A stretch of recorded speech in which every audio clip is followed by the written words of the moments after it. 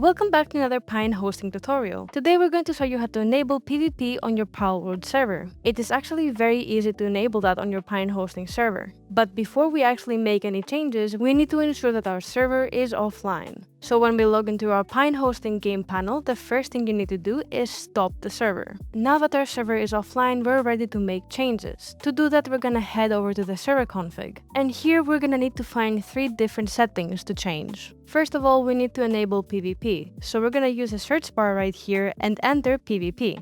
As you can see here, the first option is PvP is right now false. We're gonna make that true. And then we're gonna click on the save button right here. The next setting we need to enable is player-to-player damage. So if we enter here player-to-player, this is the setting we need to change. So we're gonna make that also true. And of course, save once again. The final setting that we need to change is DefenseOtherGuildPlayer. If we enter here guild player, you will see the setting pops right up. So we will go right ahead and change this from false to true and click save one last time. Now that we have made all our server changes, we're ready to head back into the console tab here and start our server. And just like that, our server is now up and running with all PvP settings enabled. If you require any further assistance, feel free to reach out to our support team. We're always happy to help.